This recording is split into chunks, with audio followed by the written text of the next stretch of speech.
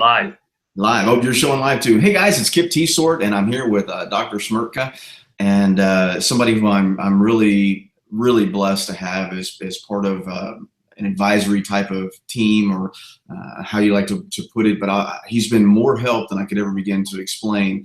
And we kind of go way back before, like, even Facebook and MySpace kind of days, where he would, obviously think that I was saying something that was correct, but come to find out, I laid the 250-page manual in his lap, and I'm like, hey man, would you mind editing and all that other sort of stuff? So without further ado, I'm gonna let him introduce himself and then basically kind of say, why in the world would you even take your time? Because you're a busy guy.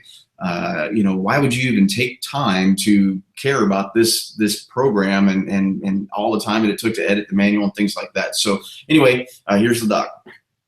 Okay, so basically I started my career as a ride-along fire cadet as part of a high school technical education program in 1989, and I was forced to become an EMT by the fire department, and later became a medic and was encouraged to go to medical school. And basically I've worked everywhere from suburban fire and EMS to inner city urban fire and EMS, rural EMS. I've done the whole thing.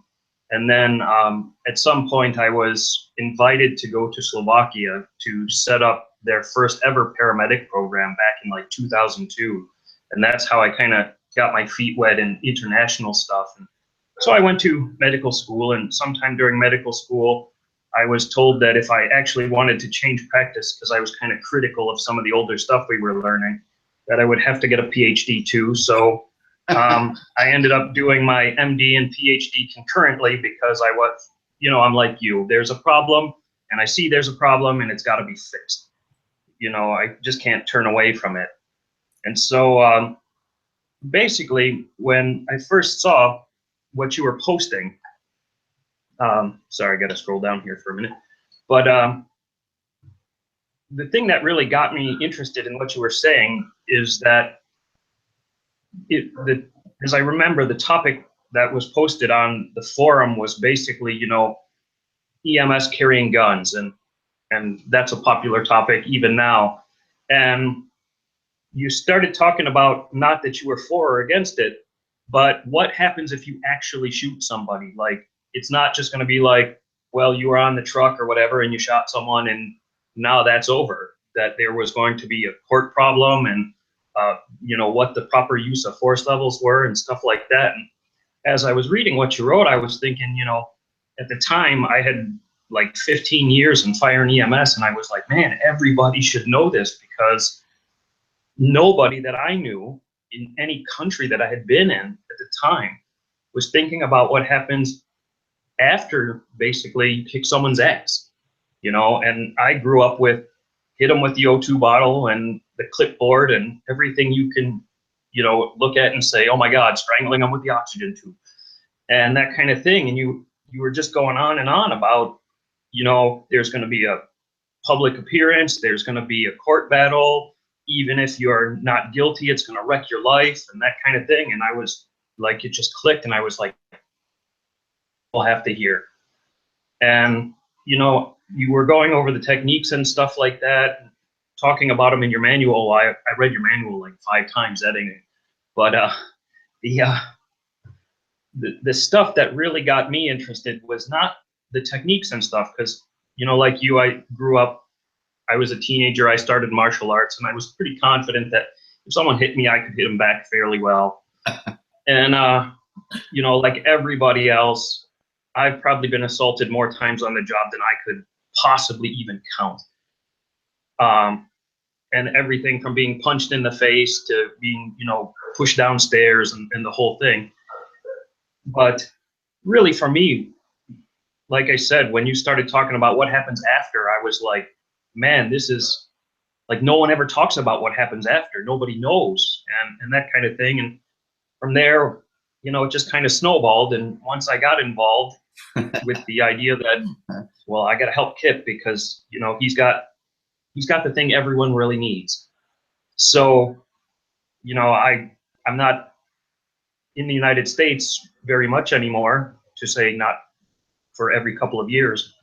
But I've worked in 7 countries on 3 continents, and everywhere I've been, providers, whether they're in the hospital, in the emergency room, because now I work in trauma and intensive care, so like I'm still dealing with the same drunk and addicted patients and stuff like that that I've always been dealing with. And from EMS through the hospital, even in the wards and stuff like that, people are dealing with the exact same problems, with an increase in violence on healthcare providers. And I'm hearing in different languages even the exact same dogma and things that were passed on through US EMS. And when I look at what you're doing in your message, I'm like, even you don't know how like international this is and how big of an issue this needs to be addressed. And you're the only guy doing it. And your answers are the best answers. Well, I'll tell you, I appreciate it, because it's, you know, like we've discussed a bazillion times through whether it be email or, you know, private messaging or however, but you've, you know, witnessed the battle time and time and time again. And it's that, you know, because, you know, I don't have that PhD, that MD, you know, or whatever, but because you know, once it became so personal to me and I started, you know, studying other people's stories, that's what just consumed me. So I couldn't, it wasn't like I had another moment in a day to study another program. You know, I mean, I would have loved to have been an attorney. You know, I think that I would have really enjoyed that type of an argumentative lifestyle. But like even my vocabulary is limited, and I'm constantly trying to get better at it. But you know, people like you was, I mean, literally because we can go back and validate everything that you and I are talking about right now. But you know, you would be that one person out of thousands that would turn around and come and go, no, that's a bunch of crap. That's a bunch of, you would be the one going, no, you know what, guys, let's actually think about it. It makes sense. And that's all we've been trying to do, is to get people to really look at it, you know, from a realistic approach. And like you said, I've never been pro or anti arming EMS. That isn't the issue at all. What I'm saying is, if you're going to even consider carrying a firearm into scenes like we do in EMS, you need to understand that there's ramifications on all levels, good or bad. You know, you just have to understand that there's consequences. And man, you can't get people to have a regular discussion on it, because it's so polarizing. I mean, they're either absolutely not, I'm never going to, you know, carry a firearm, there's no need for those, and you know, we're just going to be sheep and sleep all the time, and contrast it with the ones over here going, I should carry a gun everywhere, and I'm going to kill everyone no matter how, you know, they look at me. And what I'm saying is, I'm going, look, man, both of you are actually kind of right, but we need to meet here in the middle. And without people like you, you know, helping clarify the message, because obviously I get passionate over the subject, and sometimes I say things that have probably hurt my business over the years, because calling an idiot to their face, you know, calling that idiot an idiot to their face, possibly in front of other people, is not normally good for business. But, you know, we need to let people understand that, like you said, I don't profess to have all of the answers, but by God, the ones that we provide, we've been backing up with 20 years worth of research, you know, and we've made all the mistakes in either digging it up or training or what have you, to where we're now pretty darn solid. But I'm so thankful to have you still on that backside, because, you know, I always still bounce things off of you. And there are times that you go, hey, that's a good idea. And there have been other times you said, you know what, maybe that one's a little bit, you know, have you not done that for me?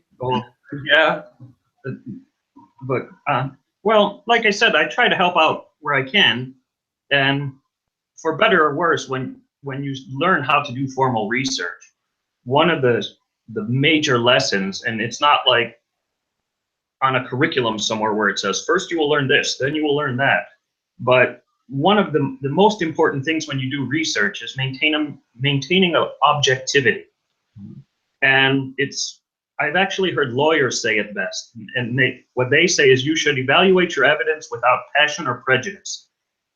And so even in my medical research, I never get in the position where I really want this treatment to work, or I really want this device to work, or, you know, that kind of thing. What I try to do is more of a, okay, so this is what we did, and this is what we saw, and based on that, this is what we think. as opposed to, this medicine is the greatest medicine and everybody should be using it and here's why. And so when, you have ideas and stuff like that, I'm always looking at it through that lens.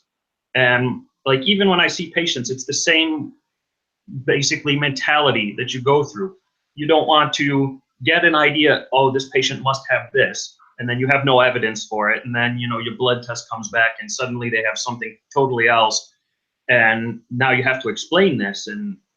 And so basically that's just the lens that I look through life. And I know a lot of people, when I type especially, and I don't know how to get around it, and I've been trying for years, but when I'm typing, I sound very arrogant. But the reality of it is I'm actually pretty reflective.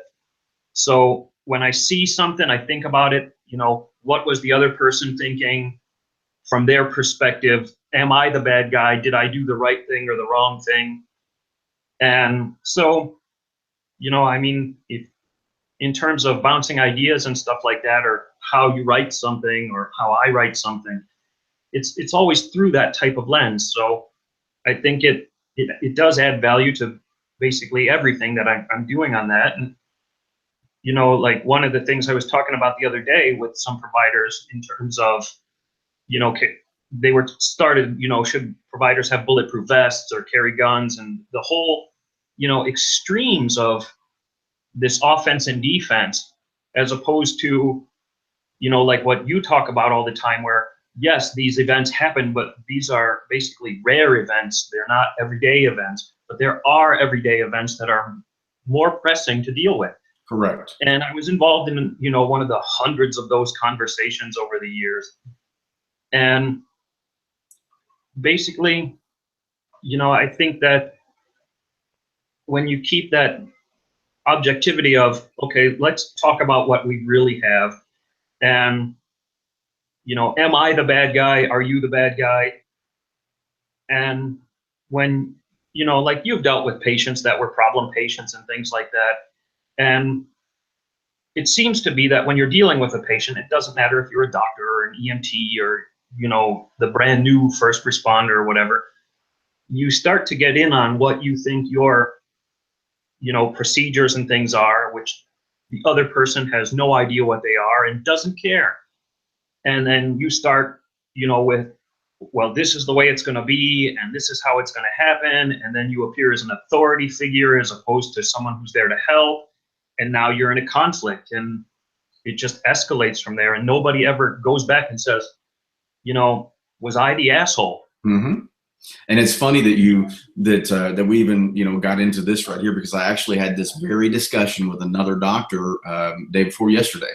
And the discussion was very much on, I was trying to say to him, we, that is us in healthcare, control so much more of how an encounter turns out. Meaning, did we take, and I was thinking on it all last night. I was like, trying to come up with something catchy, and I was calling it POP, P-O-P, like if you called someone, hey, POP. But the idea is I could either have a pissed off patient, or this becomes a pissed off perpetrator. And essentially what occurs is, how did I handle at that moment in time? Because again, like what you're saying is, when we switch those roles and go from being perceived as that neutral provider and then being perceived as some form of an authoritarian,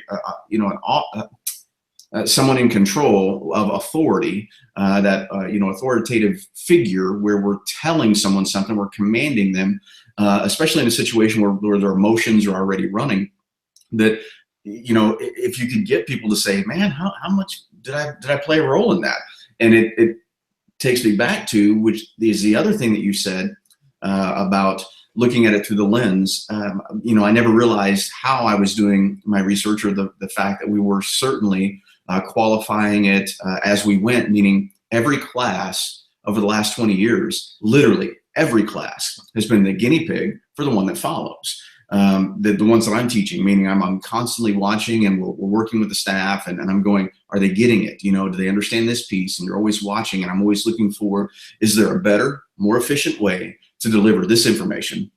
Or I'm looking for, does this piece even pertain anymore? And if it no longer pertains, then we shouldn't be taking our time and put in something that does. So it's very interesting that you said that about the way that research is done, because, you know, I was just doing the only thing I knew how, you know, and of course, for the first 10 years, I was teaching many things wrong, because I was still teaching them how to, you know, hold someone like a cop would, or how to win a fight like a martial artist, and those were incorrect. And that's why I chuckled as you're like, well, you know, they hit me, I knew how to hit them back, and yeah, and and that's what we did. And unfortunately, you look back and go, oh man, you know, we were missing the boat with some of that. And when you try to get people on that discussion also of reasonable, you know what I mean? It's like the best way that I could equate it would be, you know, an old wives' tale on how someone should be treating somebody, right, medically.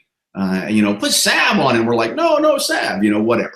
You know, put ice on it, no ice. You know, it's just, so we have that end. And then on the other side is where, you know, they're learning stuff from a buddy or a peer, that is just that hip pocket of, I would just do this and I would just do that, without any of them ever really experiencing how it was. And so it's like, you know, it's been so long to get to this point, you know, where we can, you and I have a Google Hangout about a subject that we came together on, you know, years ago. And we still have trouble getting people to listen. And we're not saying be beat up. Never. That's never what I've said. Nor are you saying that. You've never said that, to just be taking ass whooping. We've never said that. As a matter of fact, we're like, look, if someone needs an ass whooping, deliver it by God, just as long as you're reasonable and you're good. But if you're doing something that is excessive in force, and it's not reasonable, and it's not ethical, and it's not moral, then I can't help you. But, you know, back to the after the event, you know, the shooting of the use of that firearm, or actually pulling the trigger at that moment in time, is one piece of what happens after. And it's really hit home to me, especially like going 2 back-to-back classes where I was recently in some of my travels, where in literally back-to-back classes would have girls that as soon as I would, we were doing like the one-hand choke escape, because it's very common. As soon as you get close to them, I mean, you could watch them vapor lock, and they'll look away from you, and the tears are just there, and they're quivering under your arms or under your hand, and you have to do a lot of stuff to try to, you know, to get them to get it, because nobody needs that skill more than that person does at this moment. Because right now, it wouldn't matter where she was, whether she was on duty, where it has happened before, or if she was at a park, or, you know, leaving a store. The moment someone touches her right here, she vapor locks, and then they're going to be able to do whatever they can. So, or whatever they want with her, because she can't do anything to defend herself, because she's not frozen. So, because so many people have never been that fly on the wall with those moments, and it's been very difficult. You, I know, have watched over the years, because examples I've given, which was where I said, look, I'll come to your place free. All I want you to do is write an essay why you think training for self-defense is even important in healthcare. And I was trying to get people to give their story. On average, you know, it takes me 2 years to interview someone, you know, 2 years, because they just don't want to talk about it. It's embarrassing. They've been shut down. They've been told it's part of it. If somehow it was their fault, it's just the way it is. And so then they're shamed into silence, and we go, stop. So I tried to get them to give their story. Not a single, not one. Now, I've got a bazillion emails that start off with, hey, Kip, I got something I want to tell you, but please don't tell anybody. Right? They all start off with that, because it's the embarrassment, because they're either a big tough guy, you know, or they were attacked, or it's some gal, you know, and was attacked, you know, sexually, and I can show you where I've, you know, blacked out some of their. Again, I'm not telling you, this is for the people that are watching, but yeah, where we've, you know, blacked out their name or their agency, where they're talking about being, you know, violently sexually assaulted in the back of an ambulance, and saying things like, now my children have a mother who's broken both physically and mentally. And these are the things that I get. And then I have administration going, you know, it's not a problem. We don't have an issue here, you know, and it's like, it's the number one. I mean, you know, back in the day when we were having to try to show it to everyone, to try to prove to them what an issue violence was. And I couldn't get them to even listen, even though I would show 20 years worth of studies, man, 20 years worth. And they would still look at me and go, well, that pool was too small, or that was in a different state, or that one's too old. And I'm like, it's 20 years saying the same freaking thing, every single study, and you're asking me for one more. And it's like, you know, I mean, people like that are always going to ask for one more. And we see the same thing with medical studies, you know, for treatments and surgery, or the latest in, you know, burn or trauma care. There, once people hit a certain age, and there's actually been studies for physicians that show once someone's been a physician for about 10 years, they don't change in practice and they don't accept new information. Really? And it's been just my observation that if I were to look at all of the senior doctors that I know, guys who have been, you know, doctors and professors for 30, 40 years, maybe 5 or 6 of them routinely accept change of practice. Wow. And I think there's some, you know, psychological component to that, where people get into sort of a comfort zone and they know what they know, or they think they know what they know. And it makes them feel like they've achieved something in their life, or that they're an authority or an expert. And like in medicine, it's very cliche. We say there are no experts, because tomorrow the newest person in the world, or, you know, the super smart 7-year-old is going to come up with something that nobody's ever thought of before, or nobody's ever been able to make work before.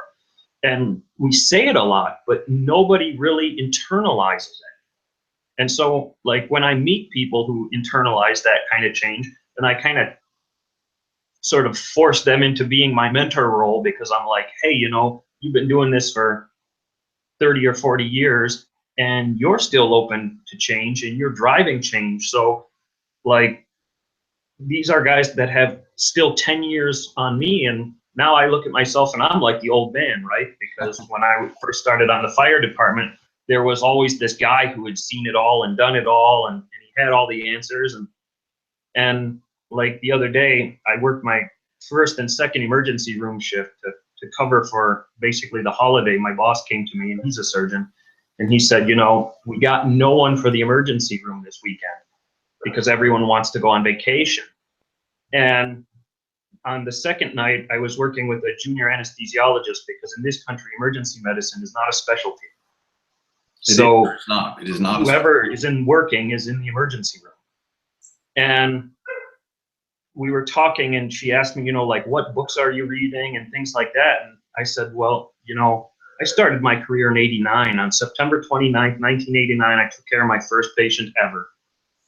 And she looked at me and she says, you've been doing this longer than I've been born. And I thought, okay, well, just put me on an iceberg and float me out at sea now, because, like, how do you respond to that? But I really think that, like I said, there's a psychological component. And someone who's been doing it as long as, you know, me or you or some of the older guys, most of those people are just like laser focused on, this is what I know, and I know it to be true because I've experienced it. And, you know, we were both told the same thing. It's just part of the job, and, you know, nobody ever reports it, and that kind of thing. And then, like, when you were talking about just now about, you know, like, especially the ladies who are freezing up, or, you know, the guy is a tough guy, you know, look at the trauma patients and the 2 dudes. The 2 dudes are everywhere, all around the world, and nobody ever wants to come in and say, I got my ass kicked by 1 dude. Right. That's why there's always 2.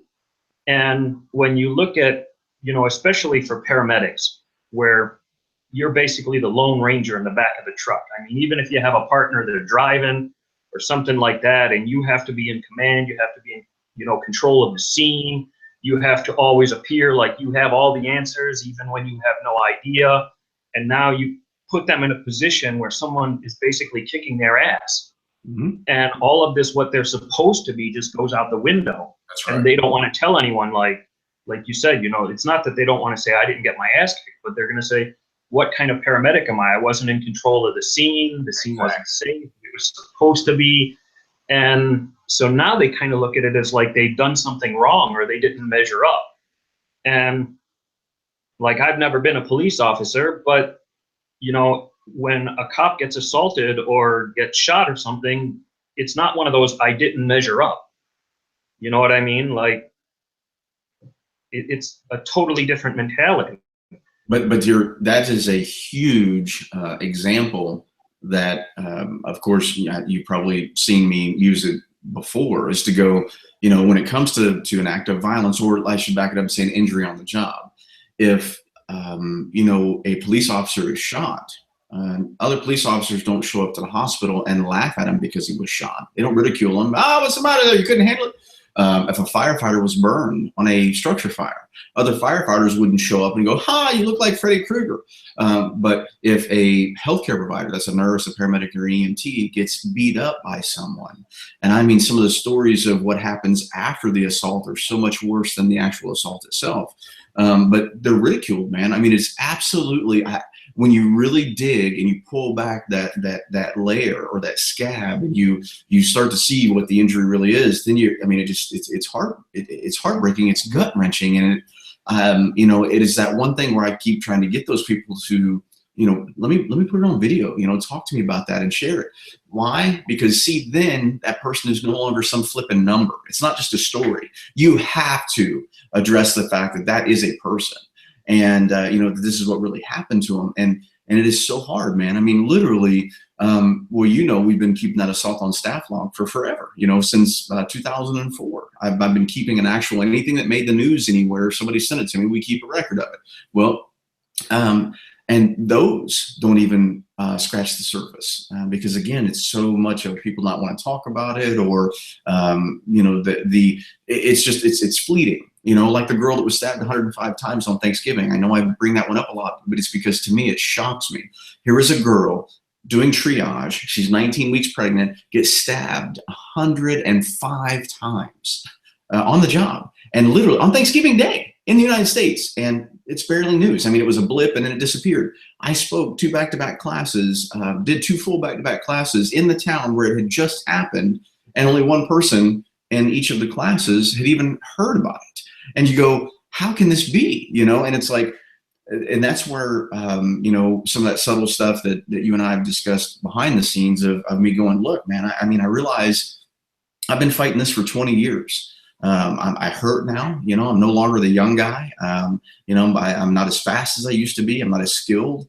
And so the culture is obviously not going to change in my lifetime. And even the instructors that we have out there right now, I have them understanding that it's probably not going to change in theirs. But what we do want to focus on is let's make it better for that group, that generation that's following us in.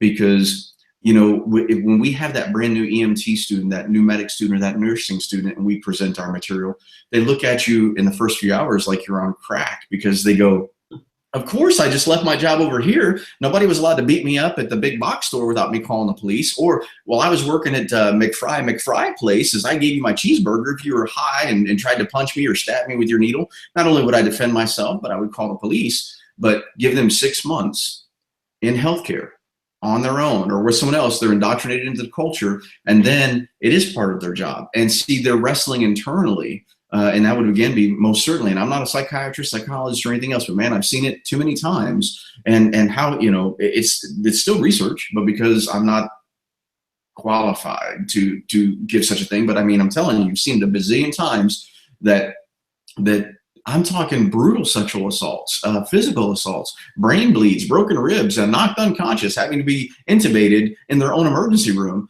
and it doesn't make the news. You know, and it's not talked about. I am going to have one here in the next couple of days with one of our guys who is just one of the most amazing dudes I've ever met.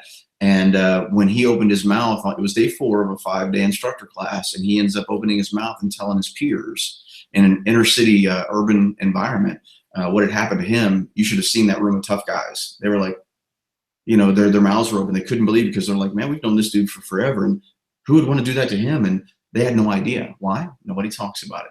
But that's a healing moment, you know, for that person, first of all. But then to prove to a room full of seasoned, veteran, real deal, you know, urban members of an EMS agency, they all then look going, holy crap, maybe this guy Kip is telling the truth, you know? And so, but you had to get him to that point to even want to talk about it. I mean, you know, and man, it's heartbreaking when you hear those stories. So that's still what drives me. And you may have not known it over the years, but believe it or not, there have been so many times when I want to just throw my hands up, because it would be literally, I'm not asking for anything from you. Just listen, just look, you know, just pay attention.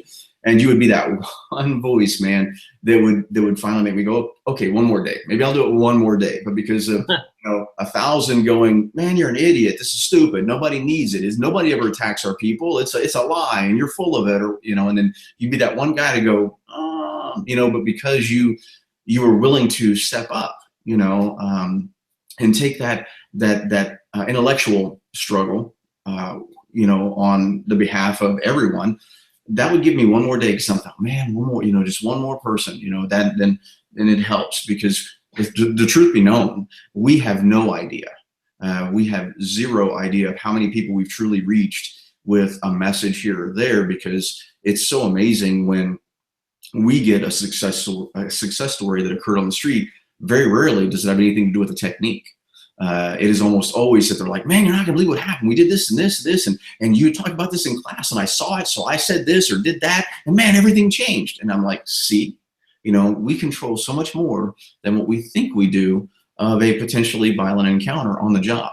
The unwarranted, the blatant, just spontaneous attack for no reason is incredibly rare in healthcare. I mean, there's pretty much every single incident I've investigated has had a warning sign, a warning sign, a warning sign that staff heard and just may not have been aware that they had heard until we bring it to the forefront. And then, you know, then now we've got to fix them from that, because then they start thinking, well, I knew I shouldn't have done this, but I did it anyway. And we're like, stop, we're not blaming you. You're human, you know, you're there to help somebody. So therefore your focus is on one thing, and you just miss this piece. But every time that we can bring those to light and share them with someone else, then we prevent something from happening. If we can get that one girl or that one guy from, you know, being attacked, I mean, which is my whole next topic is, you know, what's a moment in time worth? One moment. If you had that one moment to apply the brake, you know, if you had that one moment to swerve right, you know, if you had that one moment to do something that changes the entire outcome of your life. So what is one moment really worth? If I make a mistake and it kills me or my partner, we've affected a bunch of people. If I do something right and it affects the rest of my life, you know, you see, it's so what is one moment in time worth? And that's the only promise I've ever given anyone, is that I can give you one moment in time. I'm going to show you, give you the tools that you can buy yourself one moment in time, and that one moment buys another, which buys another. And, you know, people have been ingrained with, well, I have to know A to Z. No, you don't. And you were bringing that up in medicine. It's like nothing. I mean, you take EMT school, you take paramedic school, and they're like, okay, this describes a person with emphysema. This describes a person with chest pain. This describes a person with, you know, abdominal problems. And yet, you know, we leave EMT or medic school thinking in only one lane at a time. And yet in healthcare, how often do they just have just one, right? I mean, it's like literally you start off over here, but now I've got to go over here, and now I'm coming back over here. And it's the critical thinking skill, that ability to switch between plays, so to speak, or between gears. And, you know, I'm just trying to say the same thing with violence. And I'm so thankful that you helped me clarify some of those things, because, you know, while people may sense my passion, that passion comes because I've been a victim, and because I've talked to so many other victims, and I want to shake the tree. But believe it or not, the people that we really need to reach, which are those who at the end of the day will write that check, you know, for their employees to take a class. You know, I don't speak that language. You do. Well, I think, like, just talking to you, and something that I thought of while we're sitting here talking, you talk about changing the culture and how do you reach people. And, you know, I've heard your story, because I had to fix the spelling on it, but the same thing, my story is similar. You know, you started on the job, you know basically nothing. So you go to the respected guys, and they're not always the old ones, but it doesn't matter if you're on the fire department or EMS or a doctor, and I'm just going to guess a police officer. There's always those one or two guys or girls that are, you know, the top, and they command respect. I mean, you don't even have to have met them before or talked to them, but you know they're the real deal. And in terms of changing the culture, I think those are the people you have to reach, because whether they're talking to their peer of 15 or 20 years, or whether they're talking to the new guy, those are the people that when they say, hit them with the O2 bottle, that's what's going on. And if they say, that's the stupidest thing I ever heard. Let me, break it down for you. Because, even in paramedic school, they teach you to think of the next step, right? And for me, and especially surgery, like if you're thinking about what you should have just did, you miss the moment, it's gone. That's right. And you need to be thinking about the next step and the next step. And in EMS, they teach that. But when it comes to operational issues, throughout my time in EMS, and I became an instructor at some point, and I was, teaching classes up into paramedic classes because I teach medical school now. But I was teaching paramedic classes until 2015 or 16. And one of the biggest conundrums in EMS education is how do you teach the actual operations aspect of it? Because there's really two parts. There's the medical part, and then there's the how not to get shot in the face on the street part. And it used to be that you learned the medical part in school, and then you went to an agency, and they taught you, usually through mentorship and that kind of thing, how to survive on the street, as they said. And there's lots of examples and stories about, no, in the hood, nobody dies on the street corner. They die at the hospital, because if you got to stand there with that body, you're at risk. And nowadays, nobody talks about that. One of the things I lecture on in medical school for doctors, well, aspiring doctors, but to me, everyone is a peer. You know what I mean? Like, it's just a question of where on the spectrum of peer you are in terms of senior, junior, this, I know that kind of thing. But I actually give the lecture on like chemical, biological, and radiological incidents. And like anyone who's been a fireman has had hazmat courses, and this stuff may seem intuitive, or like, of course, we had that, at hour 240. And these are people who are basically going out into the doctor world. And I have to tell them, like, when someone has a chemical on them, you can't help. Like, if you try to mess with that, you're just going to hurt yourself and other people. And like nursing is the same way. When you see new nurses, right, they may know all there is to know about whatever aspect of the job you're talking about from the medical standpoint. But, you're like, well, how do you get the patient from, where they're at in the bed down to x-ray when they're in terrible 10 out of 10 pain and they can't move and they can't cooperate? And that stuff's not taught in school. And I've noticed over the years that less and less of that is taught in school. And so now you come out and it's been 20 years or so, but you're basically teaching the operations part, the actual how to do this and make sure that, you're safe, and the people aren't used to that type of education. And, like I said, it's the target audience is the old guy. It's the one who's, 15 or 20 years in, and we can all sit around and say, hey, I remember the time I was trapped in an ambulance and the people were beating on the door and we were calling the cops hoping they'd come sooner. And, like you said, the guys who are like, oh yeah, he's the big tough guy. And suddenly he says, hey, this is not how it really goes down. And when you hear stories like that from people like that, suddenly it becomes important to the new people, or the people that are, a couple of years in, but not really at the jaded point yet. Mm-hmm. Oh, that's two pieces, because there's two, and I didn't mean to cut you off real quick, but there's two. You just said two things. One is of course, the jaded issue that we, really strive to get off of people. I mean, to scrub that off of them, because that's a big part of our program. They don't know that really until they're in the class and they start to see it again. But backing up to the whole seasoned person, which is very interesting, because that's actually one of the things that we talk about and I actually look for in our program. So I have been so blessed, man, to have been in places where I get that. And I think that for me, my super win is when they're like this, you know, and they walk in and they're like, I don't need this shit, and I've been doing the job for forever, to where, and you know, by hour 4, I've got them sitting there hanging on every word. Well, a couple of them have really stood out, and well, I was able to get them, you know, saying certain things. But one, I'll say her name's Linda, and hopefully she watches this part. But I'm in Indy, of all places, and I picked her out literally right in the beginning of the class, because she was that you know, you could tell that she had pretty much seen and done everything. And then it wasn't until later that I found out she's a 30-year veteran and has spent the majority of her career on like the busiest truck in the city of Indy, right? I mean, so there's like nothing that she hasn't seen. So every question that she would ask, she was never asking anything challenging. She was always information seeking with her questioning, but she still was this for a while.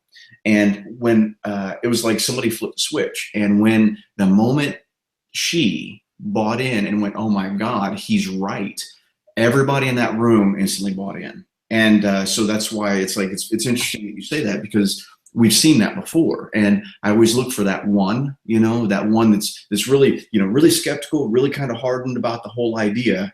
And, you know, some are so polite because even though they're skeptical, they're just good people. And so they're going to kind of sit back and they're going to be like, and I can't pick them out as easy, but she was an easy read, man. She was like that whole, I mean, stern, going, you know, what are you really going to show me, you know? And now she's become like this amazing, you know, instructor and sharing her message. So if we could get more of those people, you know, on video or telling others, because sometimes what happens is their agency kind of keeps them compartmentalized and with their people. Yeah, for sure.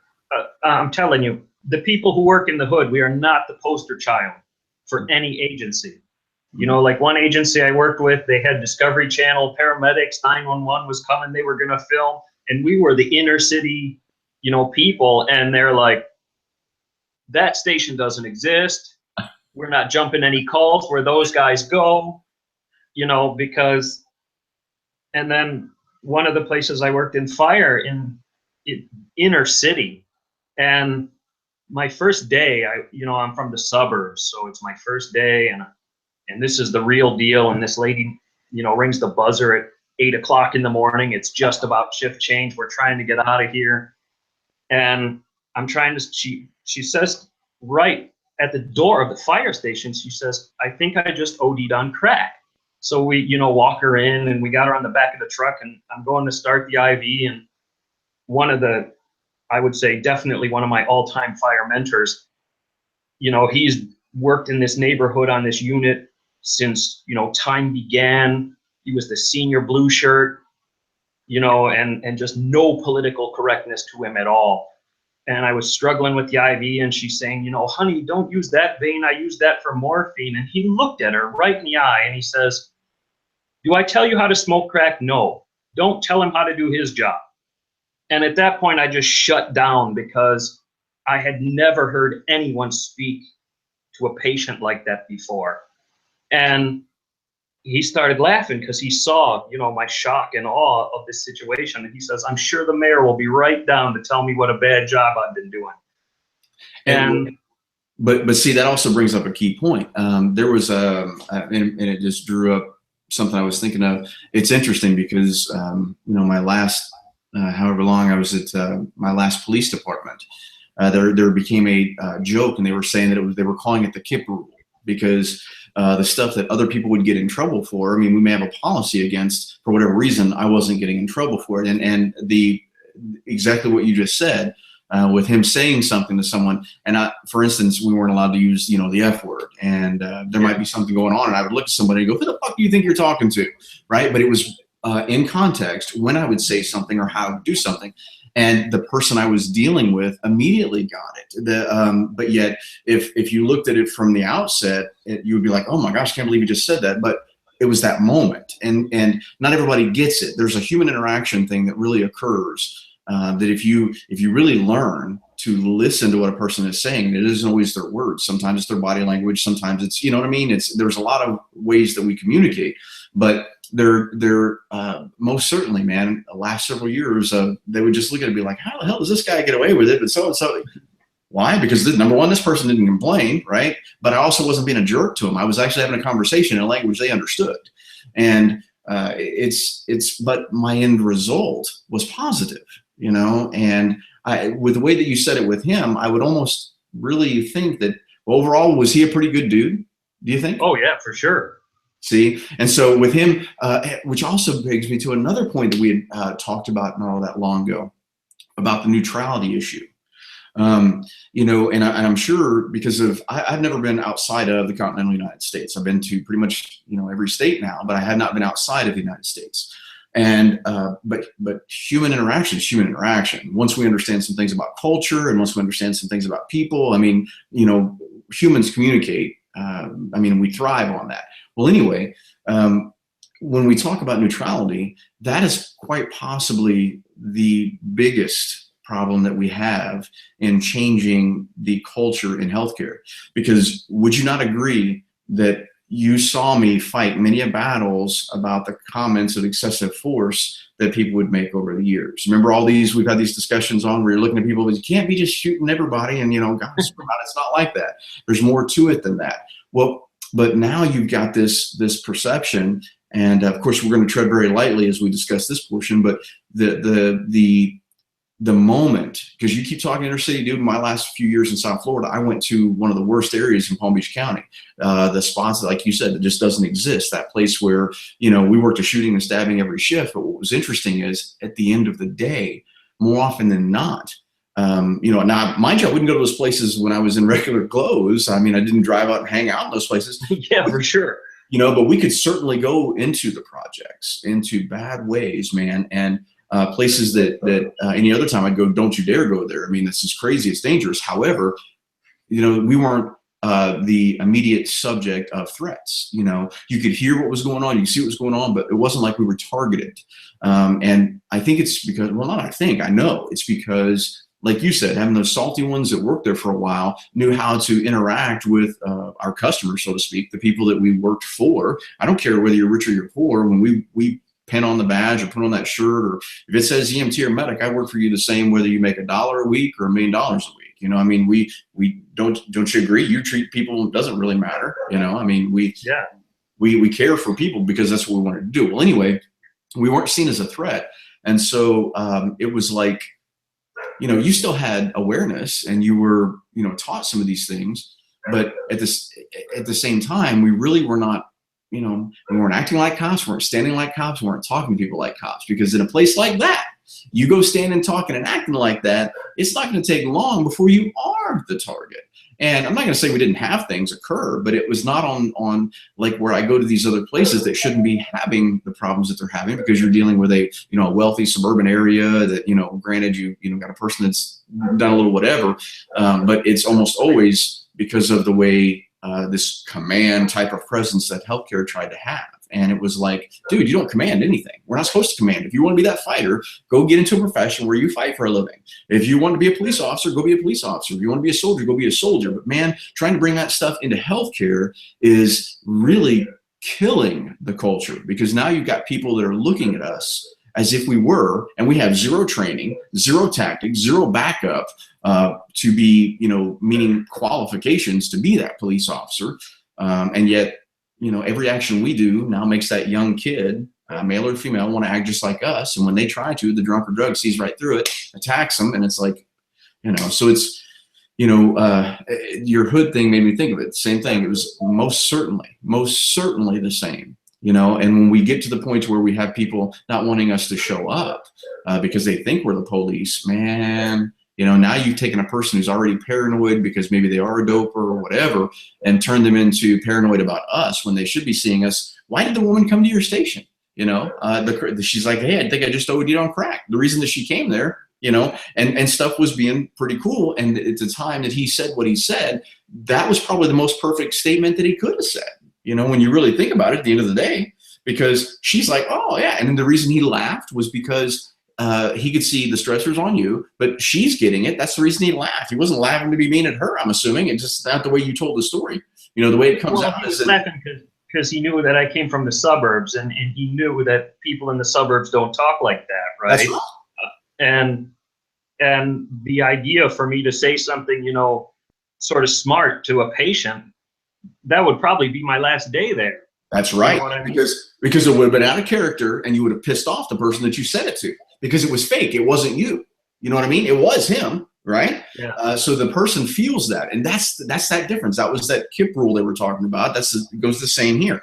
If that wasn't me and something came out and it was fake or it's contrived, that insults people just as bad, because then they think you're insulting their intelligence. Remember, it's not the words we say. You know, because I know you read all about Race and React, and you've seen some of the videos where we've done it, where it's all about the OODA loop, you know, recognize, analyze, Yeah. the next cue. And I do everything from one of the live ones anymore is, you know, people have come back from whatever our skill is, and I have them sit down. Well, then I just look around the room and I find my whoever it may be, and I do this. And they'll get up from their chair and they'll walk around, and as they come up, they don't see the ball yet. I've got the ball behind my back and I'm still waving them up. And then they get about to where I want them to, and I go, you know, but I don't say anything. This is all body language. Well, I do this with the ball, and then I throw them the ball and they catch it. And so then I look at the room and I go, so tell me, folks, did the words have anything to do with the entire conversation that me and this person just had? Were they able to tell the future? How did I know what I wanted them to do? How did they know that I was going to throw the ball? How did they know to even catch the ball? Are they able to see the future? I mean, how did they know that ball was going to land at that specific point, at that moment in time? You know what I mean? So it's an opportunity to say the words we say literally have so little to do with human interaction and communication, that we primarily, you know, communicate based upon body language. And then you take it all back to the stuff that we've talked about before, because you helped me out with the human animal, remember? And I keep bringing this whole, I tell everybody, it's like, look, you knew something was wrong, but you just ignored it. And then I did that entire series on the human animal, going, look, we've had it since birth. But we've trained it out of us, and we are the only creature on the planet that does so. You know, you're getting danger signals, and it's trying to tell you, hey, this is not good. And we're the only ones that'll go, well, and try to disqualify, you know, the danger signal that you're getting. If a dog, which you can, of course, keep hearing my shepherd barking, but if they hear something and, you know, they were sleeping at your feet, they raise their head and they do this. And as soon as they realize, okay, it's no big deal, they'll go back down. But that dog sure as hell didn't go, that's nothing. You know what I mean? But what do we do as humans? We go, we don't want to address that, or that can't be anything. And instead, we are taking the number one most important thing that we have, which is that gut feeling, that sensation, that, hey, you know, and we equate it in medicine with trying to have people that are advanced. So whether you're a medic or above, and go, hey guys, have you've been doing your assessment on someone that they swore up and down, and we're not thinking violence, but let's talk about medicine for just a minute. And you know, you've been doing the job for a little while, and this person is swearing it's chest pain, and you know, they're pale, cool, and diaphoretic, and they're swearing that they're having a heart attack and they're dying. But as you begin your assessment, something in the back of your head goes, let's look for something else. This just isn't presenting like chest pain, like a cardiac. And so lo and behold, through your investigation, you go, well, look, an ingrown toenail. You know what I mean? And it's the same thing. What I try to get people to realize is that how you prevent the violence from ever occurring is because somewhere in it you get this, and it's usually a knock on the back of your head that says something. And rather than ignoring that something, bring it to the forefront, consider it, and then go, oh, okay, and then move back into what you're doing. No different than what you're already doing in healthcare. And it's like you said earlier, if I had to think about something that I should have been doing, I'm already behind the game. And we are in healthcare because we walk up assuming or considering we're dealing with patients at first. And so that puts us into that mind frame where we're the only ones that have to do that. A police officer doesn't walk onto a scene going, let's see how I can protect them before I protect me. Negative.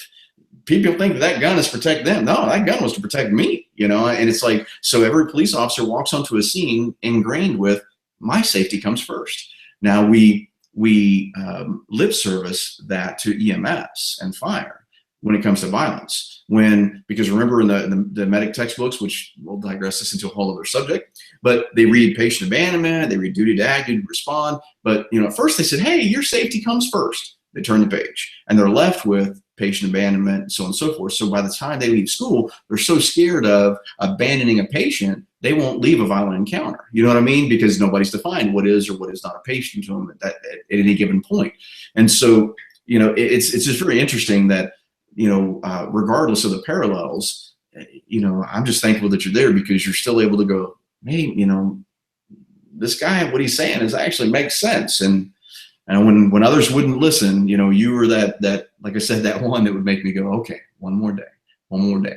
Because see, most people don't know what caused the divorce. You know, most people have no idea that I was still working 2 jobs and that I have PTSD and that, you know, I'm awake at all hours just trying to fix, you know, one person's problem. And, but you've seen it. I mean, you've witnessed it. And so for that, I'm very thankful that you were there. You may not have realized what a big role you were playing, because I don't think I've ever directly told you until now, but it was, man, there was many a times when in the social media piece, because I don't know if you remember, and it would have even been probably before the firearms type of discussion. It's been a bazillion times, but there was an incident where I had like 3 back-to-back reports of healthcare providers being choked. And it was 1-hand or 2-hand chokes, whatever it was. But so I took the time, I put together a PDF and I put it in a social media format. And immediately a keyboard warrior jumps on there and is like, nobody's ever attacked a paramedic or an EMT like that. They don't need to know how to escape that chokehold. And so I immediately go back and I pull from our assault on staff log and show direct links to where 3 of them had just happened. And then that person immediately jumps in right after I post that and goes, well, now you're just being a fearmonger. And it's like, because I'm a nobody. I only at that time have, you know, a couple hundred posts versus that person's 12 or 13,000 posts. You know what I mean? Because that's what ranked you back in that time. Yeah. So it's like, this is, you know, I needed that. I needed you. I needed someone to basically, you know, go, hey, wait, you know, hold on. But it was at the same time you were looking at my message, I was looking at how you would respond with something. And I'm like, man, shoot, I wish I was that smart. You know, I wish I could spell better like that. I wish I could put my sentences together like that. But, you know, I'm just thankful. And I think that you know, now a lot of folks I've told them about you, you know, editing the manual and stuff like that. But now they get a chance to put a face to a name and start to actually hear us converse a little bit. But is there anything that you can think of that from your standpoint, again, being you know, all the way from, you know, an EMT, a firefighter, paramedic, all the way through PhD, MD, is there something that you think would help convince people to at least look at the message that we're saying if they've never even heard of us, you know, or if they're like, we don't have a problem, just anything that comes to mind that you can think of? Well, you know, you were talking before about how administrators aren't getting it. And one of the big differences that I've seen, particularly in Europe here, is that especially in the hospital, we have different levels of doctor. It's not just you're a doctor or you're not. And in this country and in most of the German style countries, there's 4 levels. And the higher up the chain you get, not only the more knowledge you have, but the more pull you have. So when you look at, like, I'm at the 2nd level and I'm not qualified to head of the department. So when I reach the next level, when I am qualified to head a department, or ultimately the final level when, you know, God calls and asks me for advice or whatever. But these are people who, like me, like all of, you know, the really salty people you talk about, they've walked the walk. You know, they're like, yeah, I was assaulted and I know what the culture is and I've seen it all and I've dealt with this every day. When you look at most in the US hospitals, particularly, you know, administrators don't understand emergency or critical care, whether it's trauma or what to begin with, because, you know, it's like being a cop. You go out and you see the world in a completely different way than the 9-to-5 guy. And, you know, it's the same in fire and EMS, and whether you're a trauma surgeon or whatever, it's a completely different world. And so you're going to people who have never done this job, who have no idea how to relate to it, because, you know, they went to work for 20 years, 9-to-5, and they were never assaulted. And so from their perspective of is, well, I never saw this, so it's not a problem. And, you know, I mentioned you got to target those salty people because those are the ones that are going to change the culture. One of my really good friends and mentors, I met her when I was in paramedic school. She was a charge nurse in an emergency department when I was doing my hospital clinicals, and it was an inner city emergency department because I like to work with poor people. I do. I enjoy it. So I seek out those kind of opportunities. And she retired twice from the same hospital. So she's got like 45 years in nursing. Wow. And she's seen it all, done it all, knows it all. Even when I have a rough day, I'm on the keyboard. I'm like, Barb, what do you think about this? Because, you know, she's literally that ancient matron nurse that if you don't go to her for advice, you're not getting good advice. And believe me, when she goes to a hospital administrator and says, we need X, X happens. And so, like, in terms of, you know, reaching administrators and marketing and stuff, you know, you need to really identify who that person is in an agency and go to that person and say, hey, look, you know, this is who I am, this is what I'm about, and, you know, I've been there, you've been there, and you share some story with, you know, remember the first time you were attacked on the job and stuff. And then when that person goes to the administrator and says, this guy's the real deal and this is what we need, then suddenly it's not that you have any more or less credibility. It's that now the people that person who has no idea trusts comes to them and says, this is what it is, and this is what we need. And, you know, you're talking about this all through this interview and all through the years we've known each other, where you meet that old crusty person who's like, okay, tell me how it is. You know, and I shared with you the story, it's too long for now, but, you know, when I was in the inner city hospital working as a medic in the emergency department, night shift, and they brought in this public relations lady, and she's like, I have 3 ways to talk down an angry patient. And you got weekend night shift people. You know, we're doing 3 or 4 shootings a night, and we don't even count stabbings and stuff like that.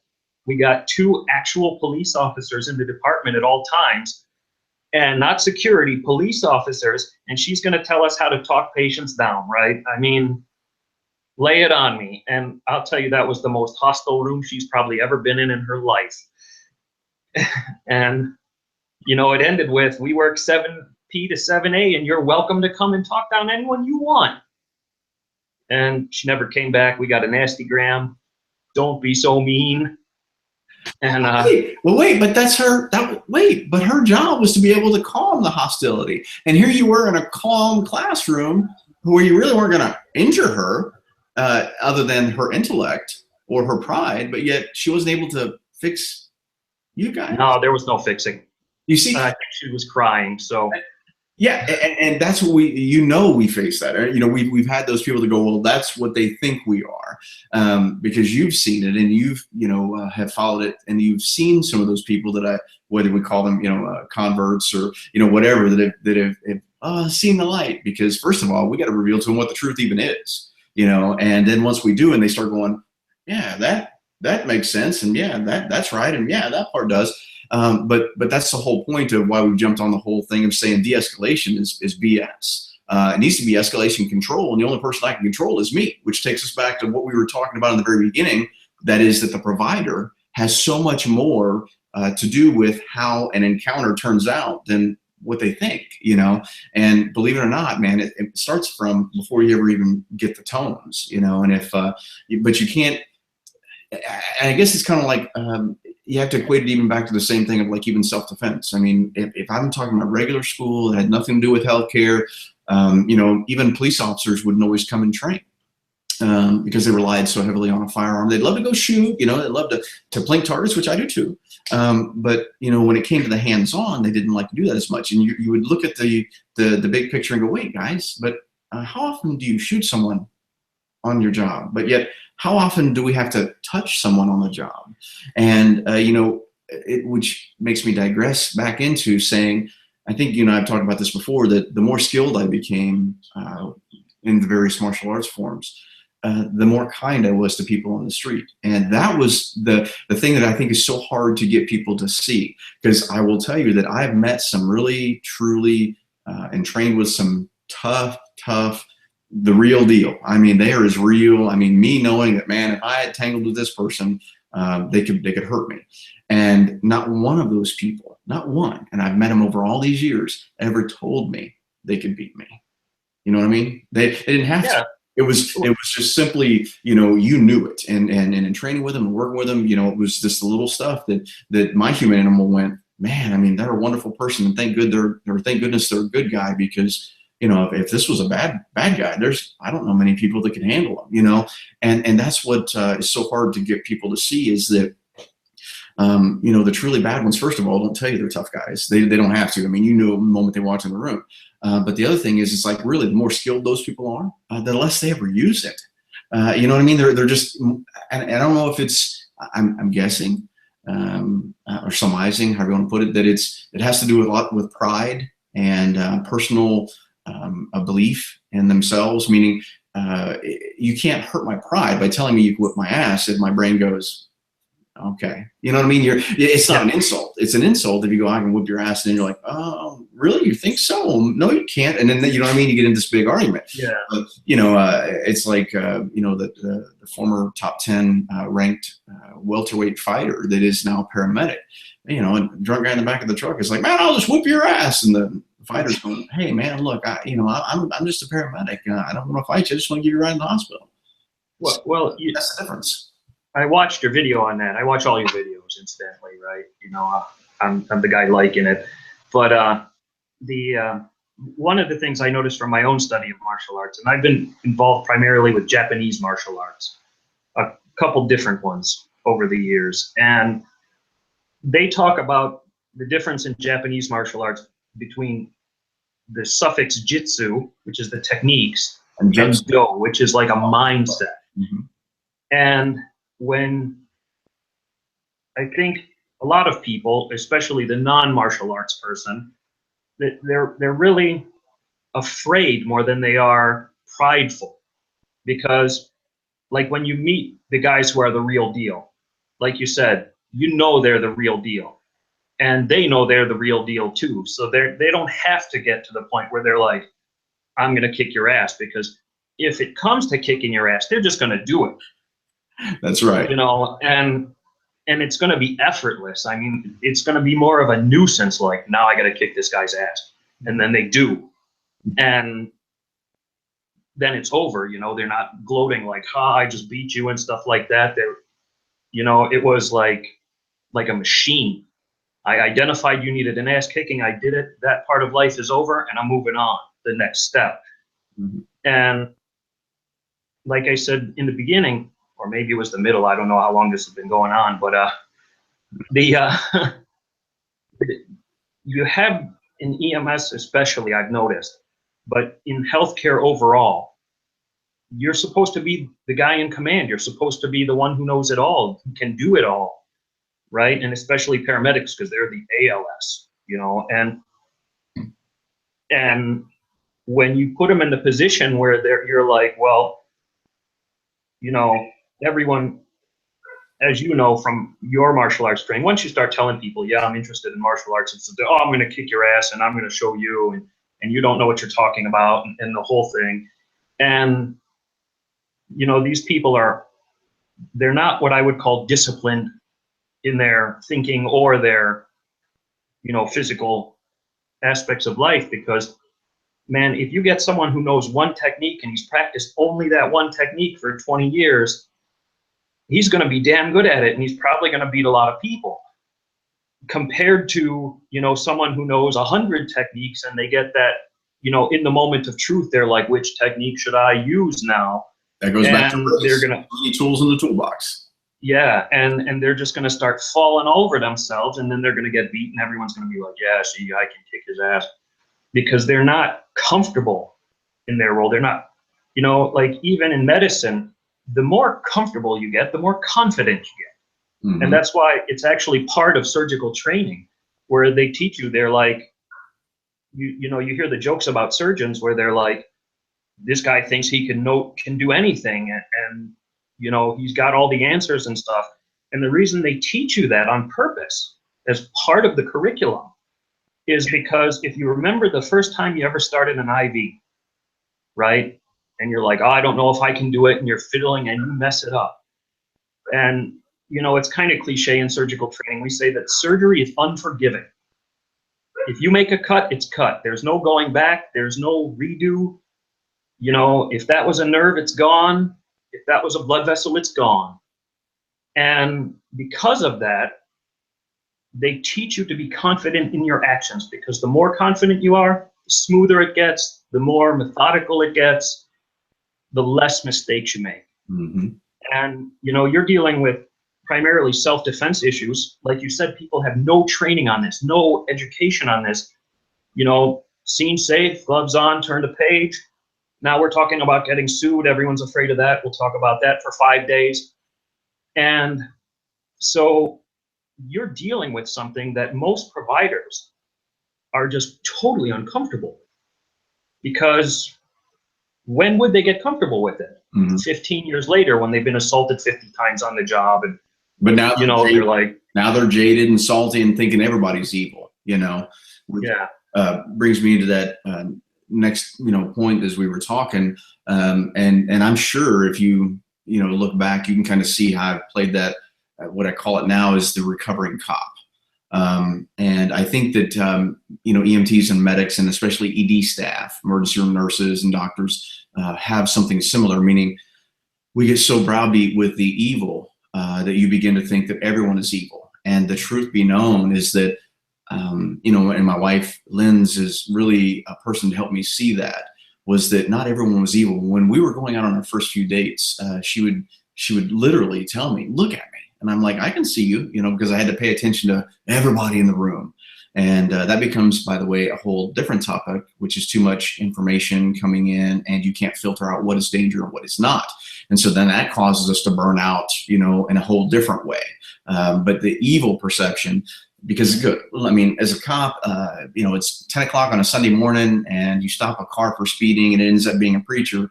More often than not, they lie a little bit about why they were speeding. You know what I mean? It's just so you get so used to everybody lying to you and everybody is evil that you begin to see the world through this very jaded set of glasses that says everyone's evil, everyone wants to kill me, and no matter what.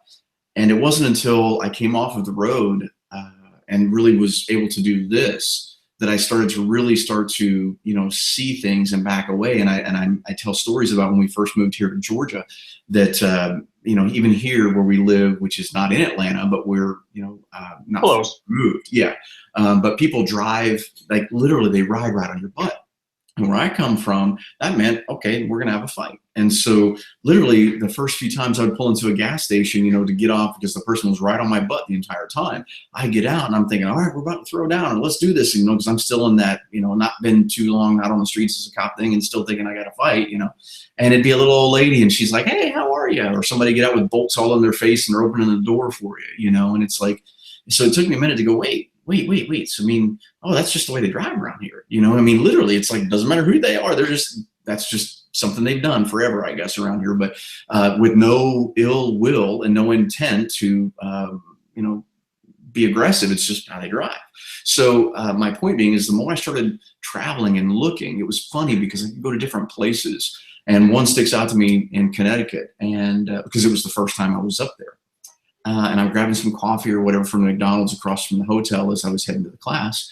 And I smile and I thank the girl who handed me my coffee. And, you know, she looked at me like I was plotting on her. All I did was smile, you know. And so it was, you know, wait, now this is strange. And so the more I started seeing, and, you know, you talk about being that guy that always does click a like on something. I use the Atlanta airport all the time. And, you know, when I wear my Tap That shirts as a way to start conversation, because there is nobody like the young ladies, or some are even older, but mostly the younger ladies that are working at, you know, the fast food restaurants or the coffee joints or whatever there at the airport. And Atlanta's, you know, busiest airport in the world. And I'll be wearing one of the shirts and one of the girls will be like, oh, child, who are you going to tap twice? And I'll go, look now, I ain't seen my wife in a week now. And so now they've commented and it starts laughing. And I'm like, but since you laughed and you commented on the shirt, we got to get a selfie. And so I'm around here getting selfies with them. And it just starts conversations. And I started seeing, holy crap, you know, and even went back to statistics. In the United States, I don't know how it is in other places, but in the United States, 80% of all crime is committed by 20% of the population. So that means 8 out of every 10 people you meet are good folks. And so, or at least not evil people, you know, and the more that you stop looking for the evil, the more that you can see that, believe it or not, the world isn't all hate and doom and gloom.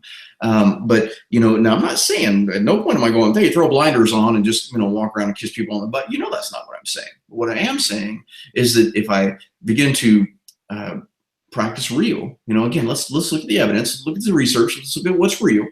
And you go, you know what, man, if I smile at people, or if I I shared one the other day where I took a picture with the guy because he had his sweatshirt said Black Guns Matter. And we were at the airport, and I'm like, you know, that's an interesting deal, but I didn't know how to approach it. And he was very busy on his phone, as most people are in the airport. And there's no charging ports around where the small airport for us to fly back to Atlanta. And well, I've got a charging bank that has 2 different USB ports, and it's really great. It's very powerful, but it gives me an opportunity to start a conversation. So I pulled it out of my pocket and I set it down. I said, hey man, if you need to charge your battery real quick. And he's like, oh yeah, that's great. And so went on to it, and I had my headphones in on my other side, and then I waited, and then it gave an opportunity to start the conversation, because that was the icebreaker. And I found that no matter what, the more I'm able to break some form of a barrier, again, using a various form of icebreaker, the more I get to meet real people. You get to meet them. They weren't expecting it. They didn't come into class. They're, you know, you're thrust amongst all these other folks. And why are we able to have a conversation that usually, you know, means something? And I try to show those moments on social media as a hidden thing to go, look, here's a guy with a haircut like this, used to be a cop, and not just that, but I'm a white cop, right? And so, you know what I mean? And you know, I'm married, you know, and so I mean, all these things put me into this one category. But yet, how is it that you can see me having pictures and smiles and laughs and jokes with all different kinds of folks from all different walks of life, right? And the reason is because, you know, break down a barrier, and really, that is like a huge message of our program, is that if you get people to stop, man, all I'm asking you to do is to stop. You know, they for whatever reason, the culture has led us down a path of everyone's evil. You got to be in command. Well, first of all, what the hell are you supposed to be in command of? You ain't got shit. You don't control anything. The only thing that you can ever control is yourself, no matter what. And even then, I might not be able to control my physical, but that doesn't mean you can win my mind. That still doesn't mean you can take over my mind. You know, it's a point to understand. I can't control another person. I can't control what they think. I can't control how they act.